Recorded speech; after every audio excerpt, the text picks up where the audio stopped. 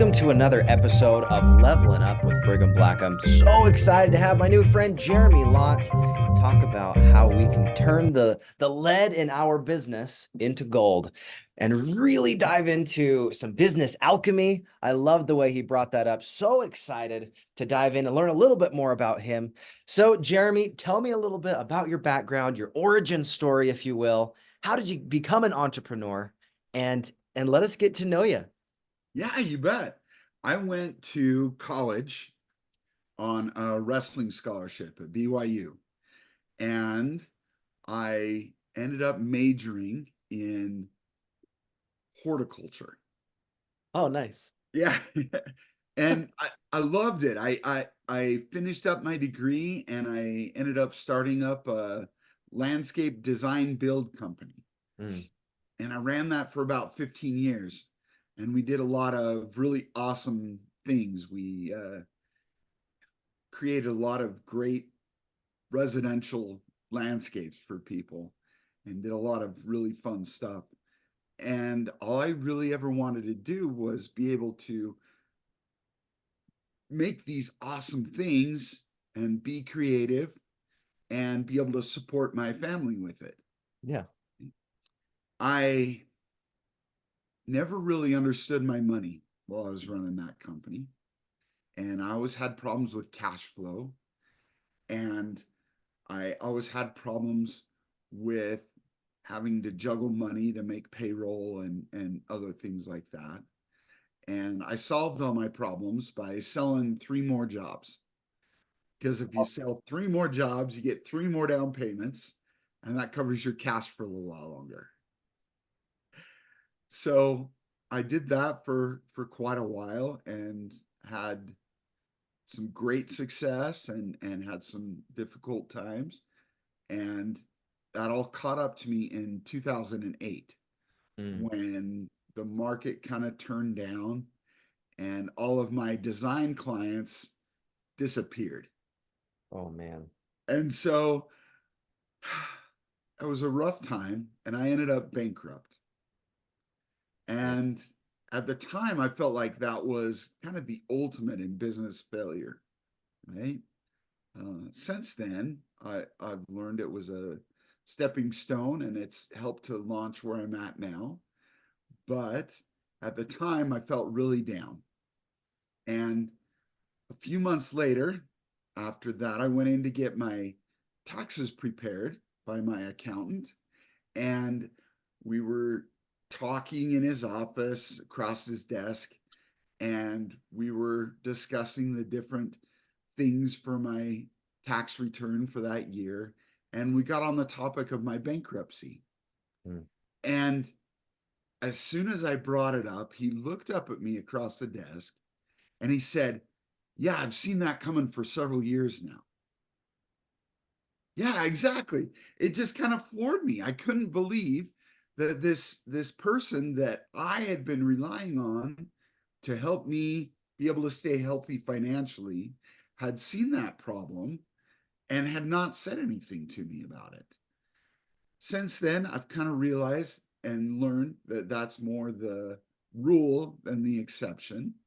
And I do understand this time of year, people are very much, or accountants are very much head buried in their taxes, and they're going through dozens of profit and losses every day.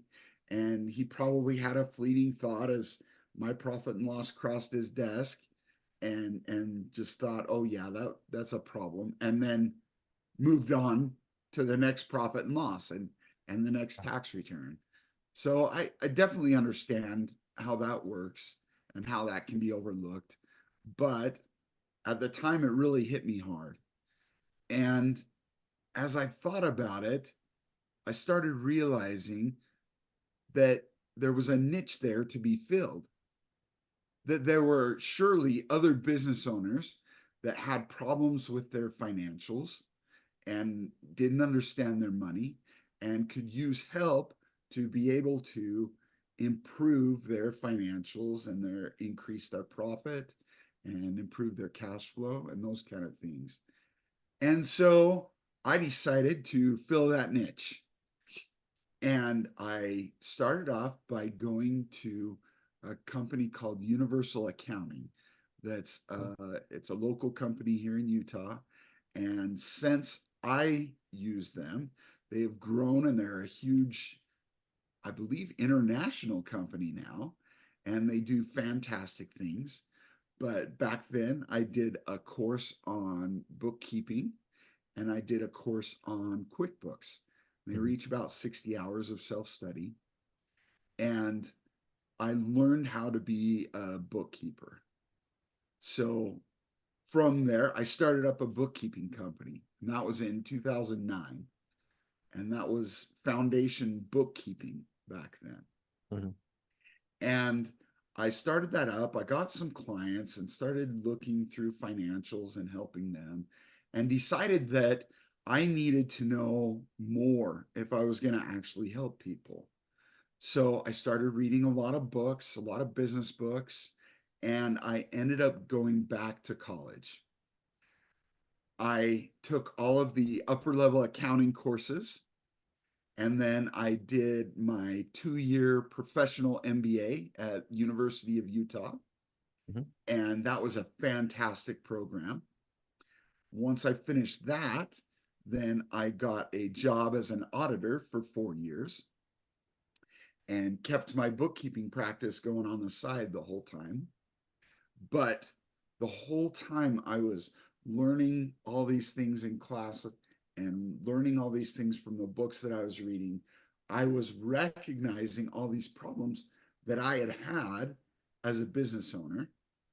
And I was learning all the solutions to these problems, figuring out how to solve them. And so after my 4 years as an auditor, I had put together a bunch of tools to be able to help people improve their cash flow and be able to put more money in their pockets. And that's when Foundation Accounting and Consulting was born. Nice. And I jumped in that full time. That was about 2016. And I've been doing the business financial coaching and the bookkeeping ever since then. Cool. So I'm curious, since you've been really having multiple experiences in business, not just from the bankruptcy experience, but all the way through your experiences from college and different university classes, when you see certain patterns that will turn into a bankruptcy, what are some of those key things? Because most of the people on here are not going to be bookkeepers. They're not interested in doing that, but I would love to hear what are some of the common patterns that you know that if we see those red flags in our business, we can take action now so it doesn't lead to a bankruptcy. Yeah. So the biggest one is not understanding the cash flow equation. Profit doesn't really matter to a business owner when you think about it. We focus on it a lot. We talk about it a lot. We file taxes and pay taxes on our profit. A lot of lending from banks is reliant on profit. But ultimately, at the end of the day, what a business owner really cares about is how much money goes into their pockets. Right? And so because of that, and because of the focus on profit, nobody really understands the cash flow equation and how you can actually get money in your pocket. And so that would be probably the number one thing, is understanding that. And once they understand that, then there are different things you can do for each step of the cash flow equation to improve cash flow and to increase the money that goes into your pocket. I love it. Now, one of the things that we talk about in our business a lot is the idea of using your money not just once, but like multiple times. Yeah. Paying down lines of credit so that you can have access to that, still working for you when you're not needing it, but otherwise it still has, you still have access to that money when it's needed. But if you're not using it, that's helping minimize your interest. Can you tell us a little bit about the utility of doing that in your business to help your cash flow? Yeah, so I highly recommend a line of credit for every business, especially if you are using invoicing so that you bill somebody now and you get paid later. Right? Mm. The thing that most businesses don't understand is that if I am invoicing somebody so that I get paid later, I am actually giving that client a loan. Mm. And if you thought about it, if somebody came to you today and asked you for a $20,000 loan, the question I'd pose is, do you have the cash available to be able to lend $20,000 to somebody?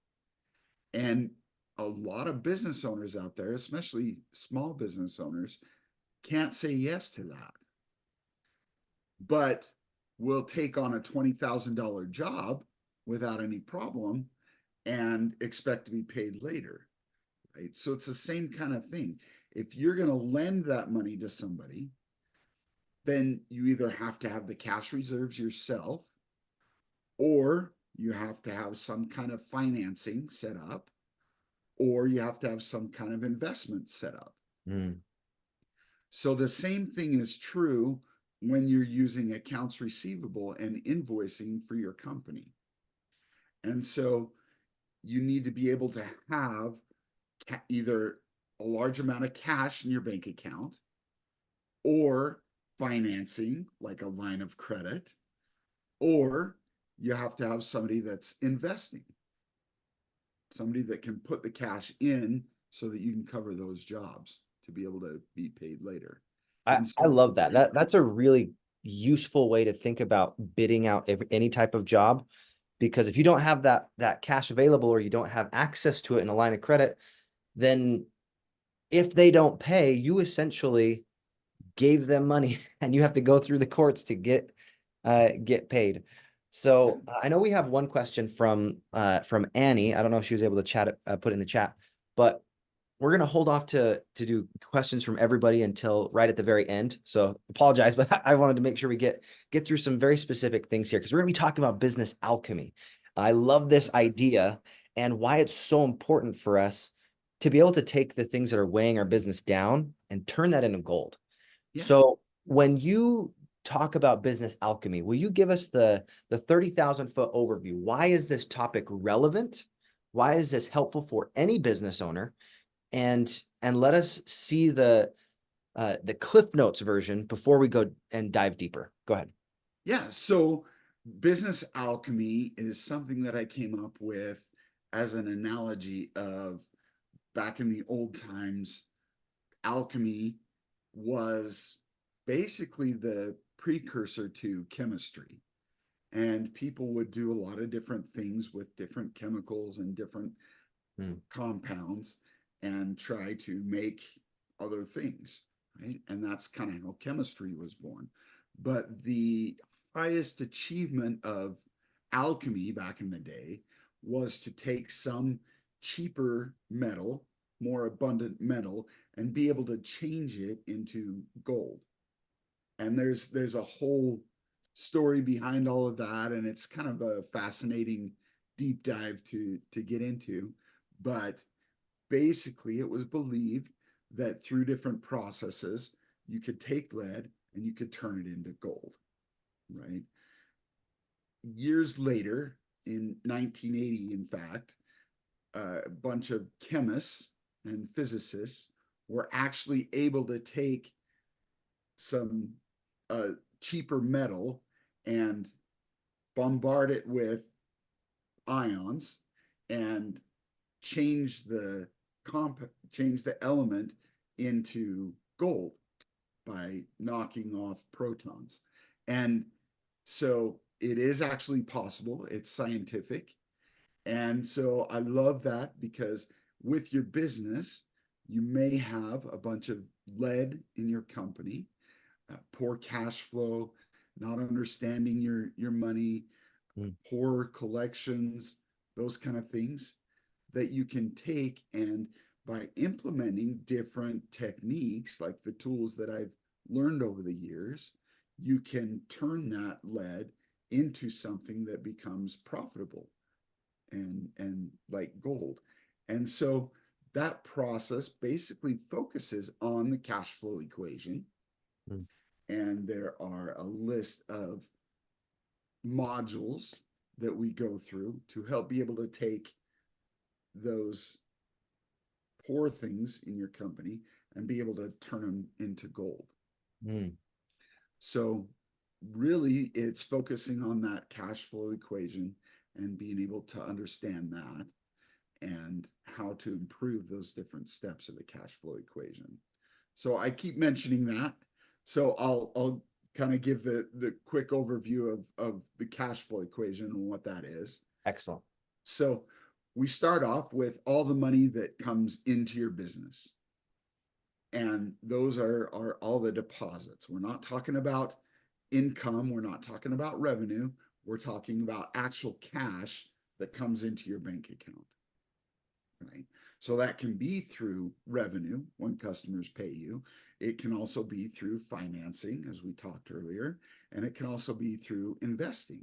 And those are the three basic ways that you can receive money from into your bank account. Mm. So that's the first part. The second part is all of your direct and indirect costs, which we often call overhead costs.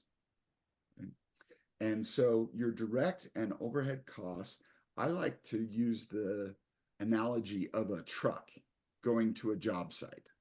And if you're a construction worker and you have a truck that's going to a job site, think about everything that you put on that truck to go to the job site. You're going to put on there your tools, you're going to put on there your material for the job, you're going to put on there your people to actually do the job, right? So those are some of the obvious things that go on that truck to the job site, right? And those are all called direct costs. But there are also a bunch of indirect costs that go on that truck to the job site. For a construction company, you're going to have things like general liability, workers' comp. You're going to have fuel. You're going to have tax, payroll taxes, those kind of things, right? So all of these things also go on that truck to the job site. And that is the second step in the cash flow equation, is these costs of goods sold, the direct and indirect costs, right? Cost of goods sold is usually a percentage of sales. So for instance, you go through and you do an analysis and you can figure out, okay, 80% of every dollar goes toward costs to do the job. Right? So that's kind of the first two steps, right? The third step is everything else that does not go on that truck. And those two things are, first, selling general and admin expenses, and then second, debt payments. So with the selling general and admin expenses and the debt payments, those are not a percentage, those are more like a hill, because you're fixed your selling general and admin costs, or expenses, sorry, selling general and admin expenses are going to be more of a fixed amount that you have to cover every year before you can start making a profit. Oh. I like that So analogy of a hill, though, because once you get to the top, you're like, okay, I've paid all those. Now it's profit. time to go and hit some profit. Yeah, exactly. Exactly. And so that's the fixed costs, right? That hill analogy. And if we go back to the deposits and the cost of goods sold, if we said our cost of goods sold was 80%, what's left over is that 20%. And so we know that we're going over that hill at 20% for every dollar. That's kind of the rate that we're using to get over that hill. Right? So 20 cents of every dollar goes toward covering that fixed expense hill that we have to get over. Right. So then the next step is debt, all your debt payments, which are part of that hill. And we need to figure those in because that is part of your cash flow. And then the last step, the last part is the profit. It's everything that's left over after we've got all of our selling, general, and admin expenses and all of our costs covered. Right? So on each one of those steps, there are different things that we can apply, different modules that we can use to be able to improve our last step, which is the profit. Excellent. So for you, I mean, I recently read a book called Profit First, Yeah. which takes the idea of, all right, we're going to section this off into percentages. So every dollar, Yep. before you even touch it, you're like, I know where it's going to tax, I know where it's going to my fixed expense, I know where it's going here, and I take my profit, and you keep that consistent. How does that idea or that concept of profiting first fit into this cash flow model? Yeah, so I love Profit First. I'm a big Mike Michalowicz fan. And the book talks about a mindset shift. And that mindset shift is all focused around the profit equation. So we are taught from an early age, even if you don't go into business, that income minus expenses equals profit.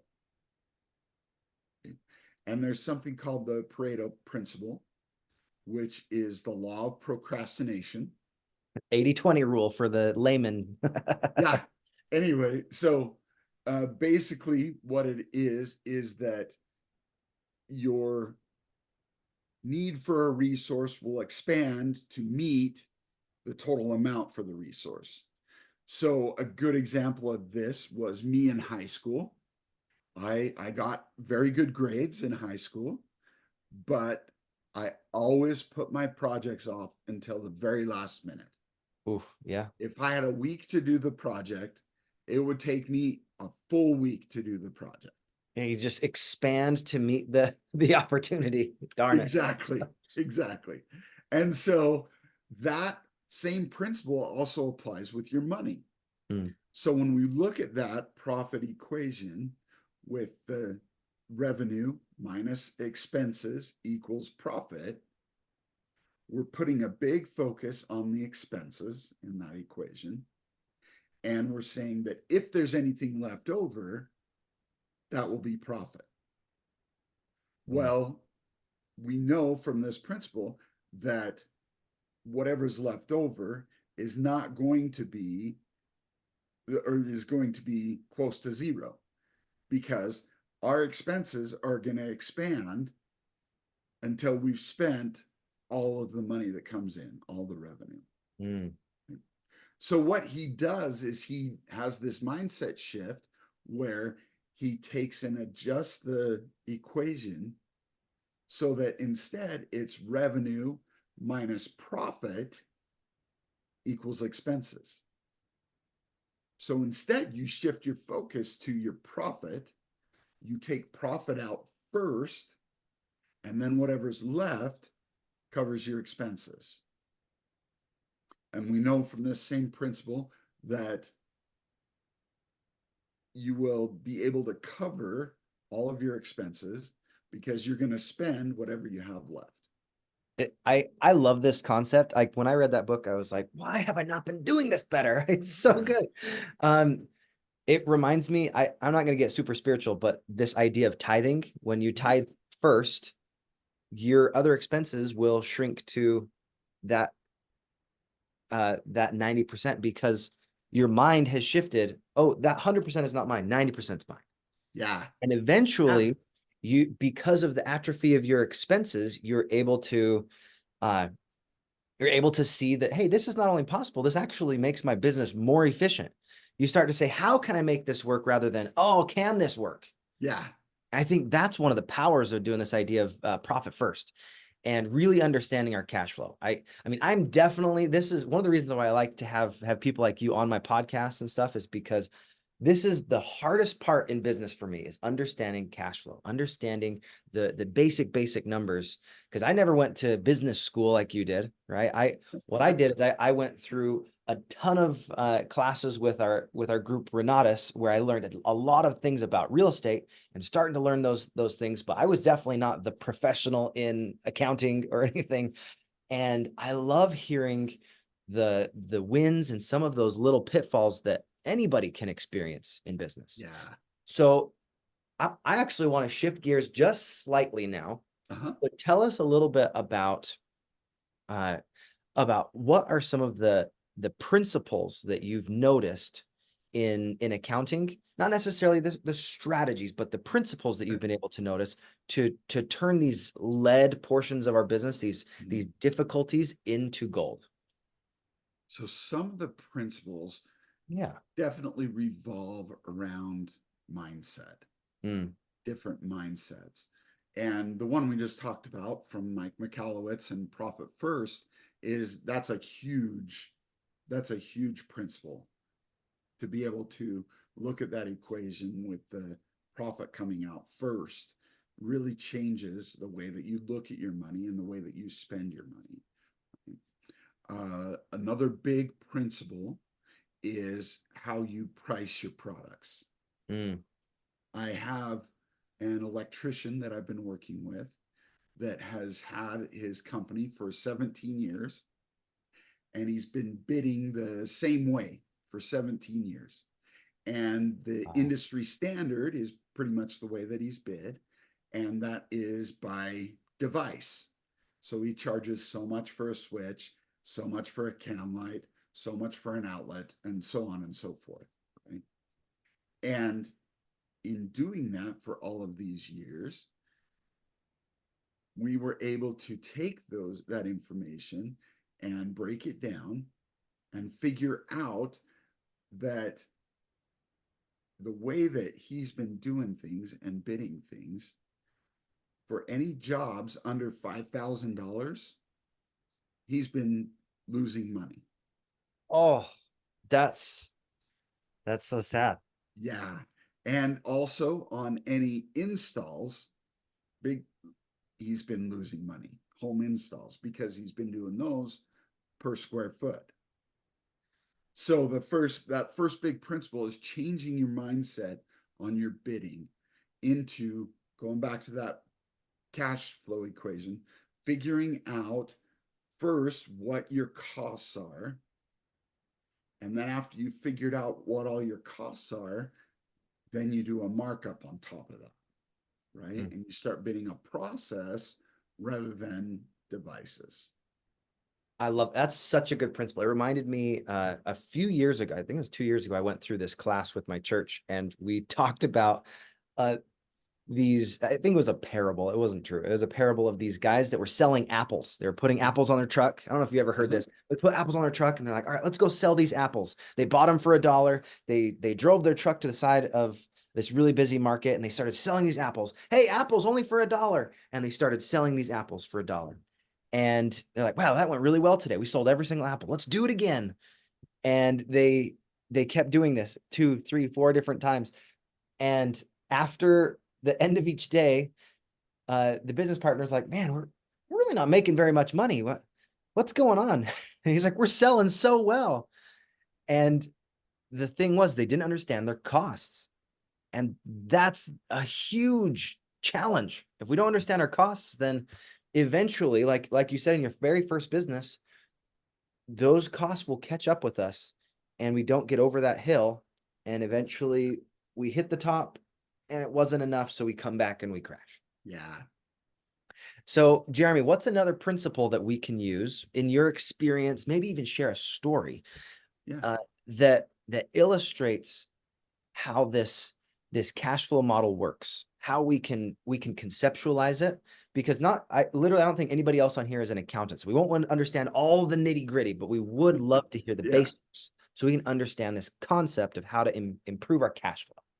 Yeah. So another big principle is to use your cash flow to buy more cash flow.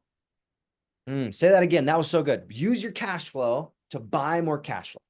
Exactly. I love Yeah. it.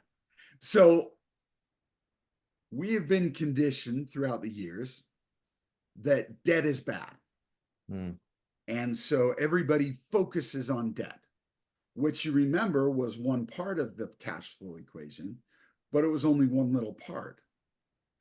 Well, this attack on debt came about because there are so many people that aren't self-employed and they don't have a way to be able to change the rest of the cash flow equation around. All they have is a fixed income that they can't really raise without changing jobs or getting more training or something like that, right? So they've got a fixed income, and then they have their expenses, and a part of those expenses is your debt payment, right? And so we've always focused on debt because the only way for them to increase their cash flow is to be able to reduce the debt payments. mm. So if you have this much cash and your debt's this much, then whatever's left over is That's yes, it. exactly, is the amount that you have left to spend, right? And so we focus a lot on debt and killing debt, Yeah. right? And we get really upset and focused on things like interest and how much interest you're going to pay over the lifetime of that debt. When, again, the thing that really matters to us is cash flow overall. And as business owners, you have the opportunity to be able to increase your revenue or to decrease your cost of goods sold or to be able to decrease or change your selling general and admin expenses, right? All Mm. to be able to increase your cash flow. And so we focus a lot on that debt, and everybody looks to pay off debt and become debt free as soon as possible. When, if you take your house, for example, if you doubled or tripled your payments over the years and paid it off a lot sooner, that's awesome, right? You eliminate that debt payment and you have that much more cash flow. The problem is that between now and when you pay it off, you still have to pay that same monthly payment every month until it's paid off. Yeah. So you're throwing cash flow at it, but you're not buying any cash flow back until clear in the future. Hope you guys caught that. That right there is a great golden nugget. If you're not using your cash flow to buy more cash flow, it's kind of like this idea of how much can I shrink into success? You're like, you can only shrink so far before you're not able to live a great life. And not having access to cash, that really puts you in a precarious position. Ooh, that was fun to say. Precarious position. I like words. It's fun. I But like that. That's great. when you don't have access to cash, maybe you're not using lines of credit. You're only doing what the bank taught you. You put your money into a checking account, which only really benefits them. Then you only get to use your money once. You pay the mortgage and it stays in the mortgage until you sell it or you get a home equity line of credit and only get a tiny portion of it back. Right. Man, so tell us a little bit more. What are some different strategies that you've used to be able to turn this mindset around of debt is bad or it's evil, it's so horrible, it's taking us away to, oh, that debt is making us money. That's going to be an asset. Help us understand. Yes. Yeah, and that's Robert Kiyosaki, right? Yes. That's his big thing is using debt to make you money. And so using that principle that debt can make you money, if you invest cash flow into things like marketing Mm, and into things like hiring another crew or outfitting another crew, then you can actually increase the amount of income that you have. And say you put $10,000 into marketing. Well, if that turns around and increases your income, your deposits by 50,000, and that's a 5-to-1 return. You're Yeah. not going to find that in the market, but you'll find that every day in business. Did you hear that, guys? One of the things I'm getting from this is that if we don't let people know about the value of running your own business, we're taking away a lot of the opportunities to control your cash flow. It it's so difficult. When I was first started as a teacher, I thought, oh, all I need to do to make $80,000 a year is become a PhD. And I ran Right. through the numbers. And I was like, wait a second, it's going to cost me almost 100 grand to do that, Yeah. maybe more.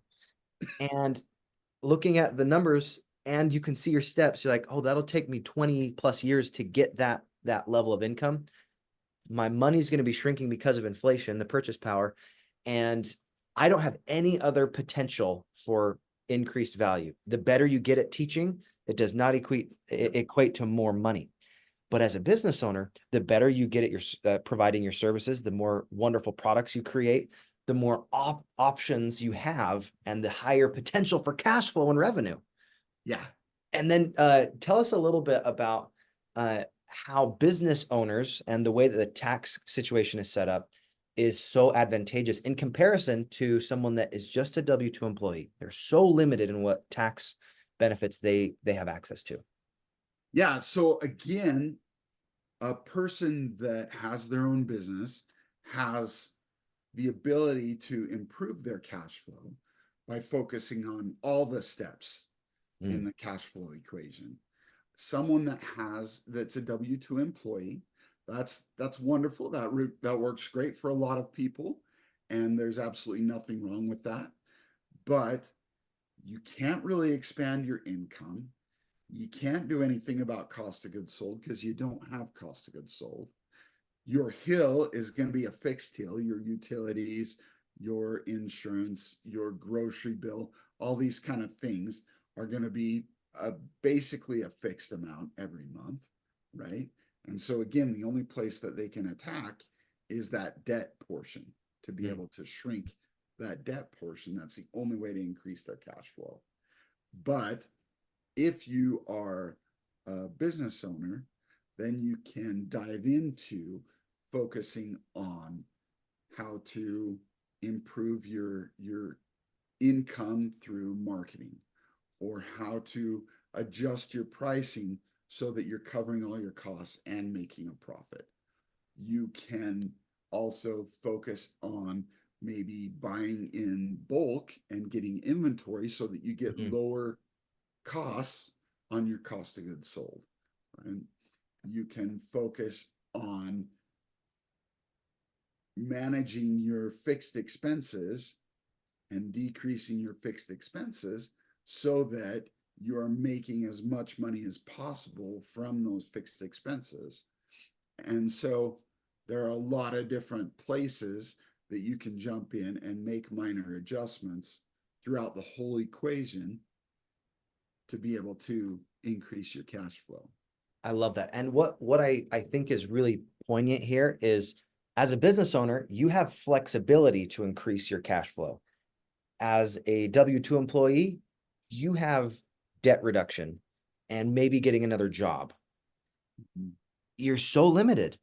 And we don't realize that. That's not what the school system teaches us. We're like, oh, you're going to go to school, get good grades so you can go and get a job. And hopefully inflation doesn't crush you. Yeah. And you and your wife and your kids are going to be contributing to make sure that you can cover your bills. Yeah. One of the things that I also wanted to ask you where we have you right now, how does running your own business in your experience be Uh-huh. able to increase opportunities for retirement? Whereas Right. a lot of times it's out of your control as a W-2 employee. You're like, here's the program, you opt into the one or two options that they provide. Yeah. What are the options you've been able to see and how the benefits come from being a business owner? Right. So a good example I would use is my father-in-law. He became a firefighter at a young Mhm. age, and he worked for Clark County Fire. And he worked there for over 30 years down in Las Wow. Vegas. Right. And uh he was an engineer, and then he did search and rescue. He also did, he became a captain. He was a battalion chief for a short period of time, and then ended as a captain, Wow. right? And when he retired, he got a pension. And that pension is something that's going to cover him for the rest of his life. Right? A lot of baby boomers from back in the day grew up relying on being able to retire with a pension. That was really big. In the 80s, pensions started to disappear, and even more so in the 90s. And that's why we have a huge crisis right now, is because all of these baby boomers were taught that if you go to school, you get your job, you work somewhere for 30 years, you retire with a pension. Well, that rug was kind of pulled out from under them in the 80s and the 90s. Yeah. And all of a sudden they were responsible for their own retirement, right? And so that same mentality has kind of been passed on to us, but there's no pension anymore. And so instead, we have to rely on like a 401k or that kind of contribution with your company, and hope that you can max that out and then be able to retire with draws from that 401k throughout the rest of your life. Mm. Right? As a business owner, you can build up a company and get your systems and processes in place so that you can leave your company, you can go sit on a beach somewhere, and you can still make money. You can be 80 years old and just show up periodically to do fun stuff in your business and still make money. So you can create these engines that then produce money for you throughout your whole life, rather than having to rely on 401k or your other personal investments. What I love about what you just said was, when we create these engines, right? You put in $1 of marketing and pops out $5 or $10. That is inflation proof, because if your cost of goods goes up and the market starts to go up, you actually increase your prices slightly so that it matches, and you still can be in business. Whereas if you sock away enough money, your nest egg, the purchase power, the very last day that you put money in there, that's the richest you will ever be.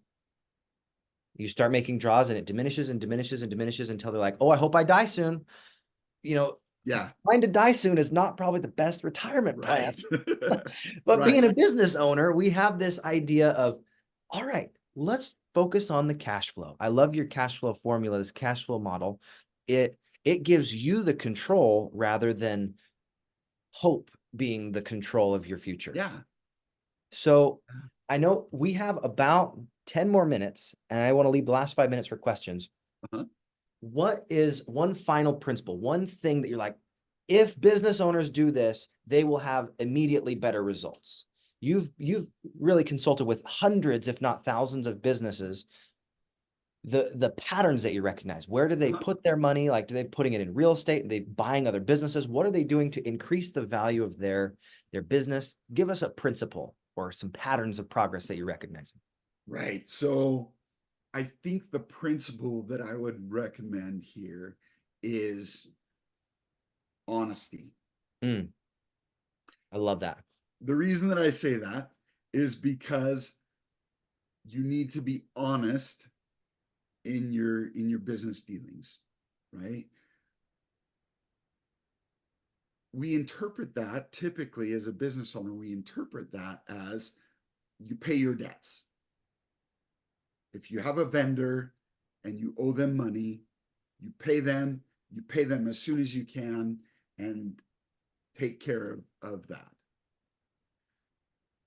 What we have a problem with as business owners is being honest with ourselves and with our business.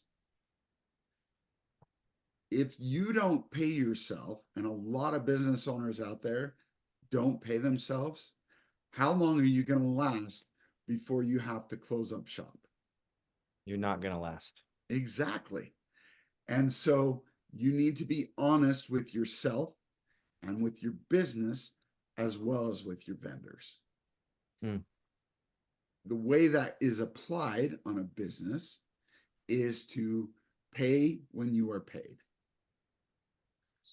So if you are invoicing companies and you have accounts at different vendors, then you charge those amounts to the different accounts for the materials to be able to do the job. And then as soon as you are paid for that job, then you go pay off those specific invoices that are related to that job. Mm. You don't just blindly pay off outstanding account balances. You pay when you're paid. That's And such a that's great principle. Pay when you're paid. And and you're that's compartmentalizing each job basically. Like, okay, here's my profit. Here's what the expenses were. Now we know exactly how much we have to put towards all these other things. Cause I was yes. able to do that Parkinson's law thing where like my expenses are going to expand if I don't really take out my profit first. Like, so good. Pay when you're paid. Pay when you're paid.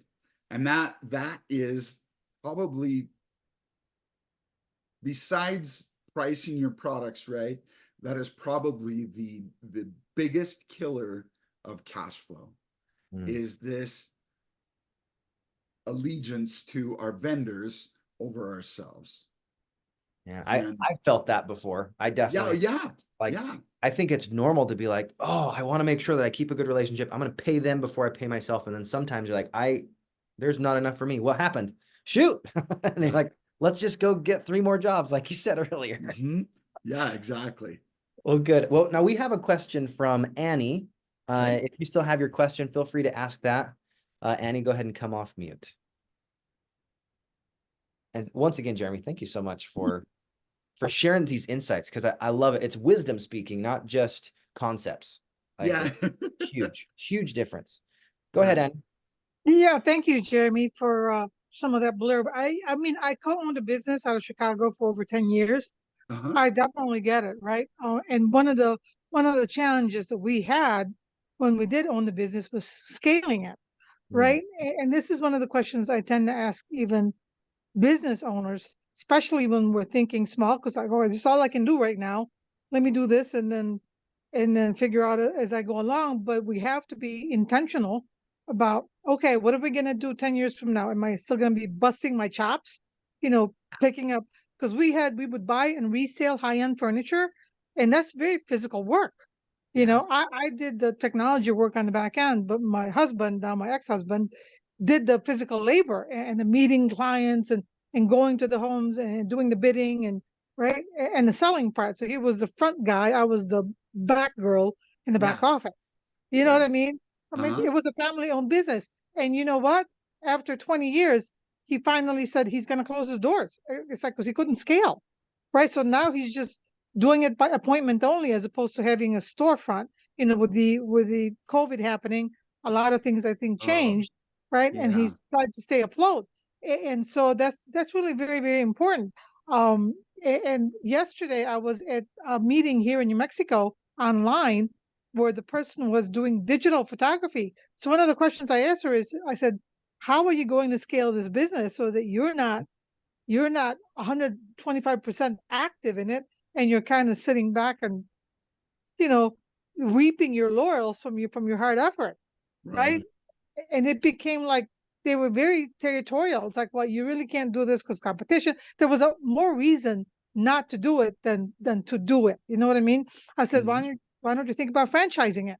I just sort of kind of came up with some ideas. So those are the things when you scale, and I think that's what I like about real estate is that we can scale this business to whatever we want it to be that fits our lifestyle, Yeah. which to me is freedom in and of itself, right? I mean, I'm right now, I don't have 100 doors, I don't have 1,000 doors, but I'm house hacking. You know what? That's bringing in passive income for me. You know what I mean?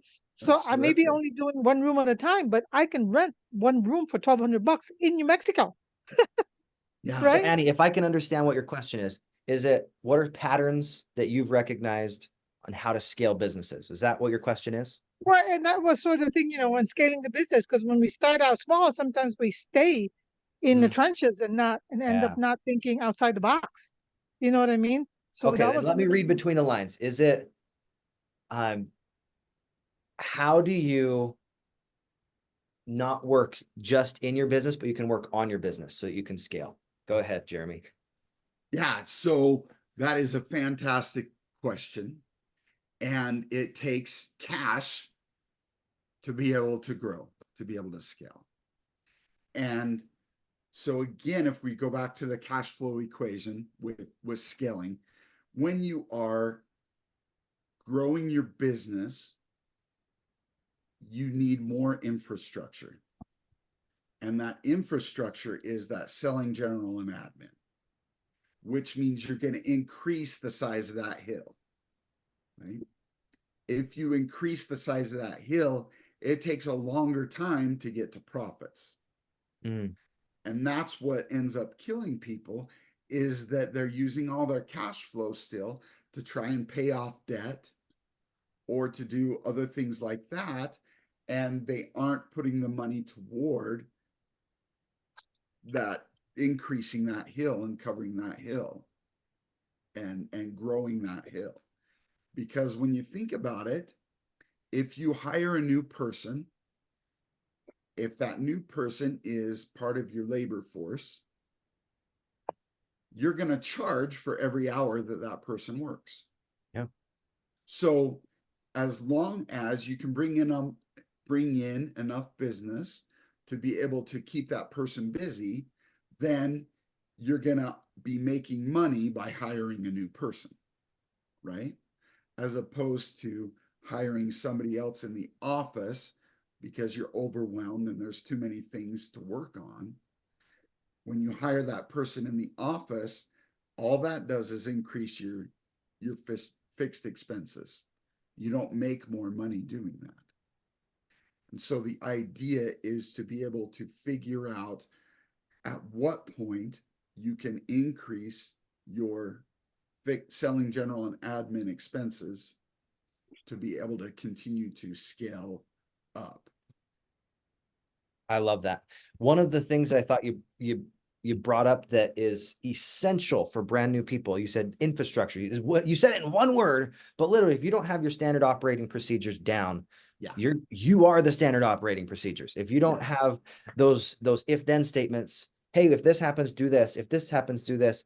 Then we miss that. If you go to Eric Count's class, the automation class in the profits section, he delineates exactly what you need to do to make sure that you have a standard operating procedure that's actually duplicatable. Because if you don't have one, you don't really have a business system. You have a you system. So I love that. And then we had another question from Gilbert. And guys, I apologize. We only have like 4 more minutes. So I want to make sure your questions are clear and short. So let's do this question. Gilbert, go ahead. I really like that he brought up the electrical contractor and some of the issues that he brought were exactly what me and my partners were doing. Is that we weren't originally I would go bid a job, and most of the time I would underbid it because I was just trying to get the job and have the relationship and concentrate on building the relationship with individuals. And then when I would bill it out, I would just bill them at the cost of my material, right? As an electrical contractor, the time for me to go get materials, the time that I spent getting them, the price of it, and then having to go get additional materials afterwards and not doing any markup on that was basically, I was just barely getting by. We were making money because it was a good job. But we learned really fast that we needed to mark up our material, right, in order to cover some of those costs. And I also get where the relationships, like the third-party vendor list, like I have a couple contracts that I have that I'm hoping are going to come to fruition, and we're doing work on them. But the net 30, net 60, and dealing with corporations that don't pay their invoices on time is dragging us down, right? So we have money that's owed on invoices, but we don't have a lot of jobs where we're making cash money, like, that's coming in on a regular basis because we're waiting for past invoices. I don't know if we need to go get a loan and invest more into that so we can carry our carrying costs until those come through. So it's just really frustrating. I still have hope and determination, and I go out there and I build relationships every day, and I do as much as I can to do that. But I also value the relationships themselves because I know that they can be come to fruition and be a really good thing in the future. So it's just all really new to me, right?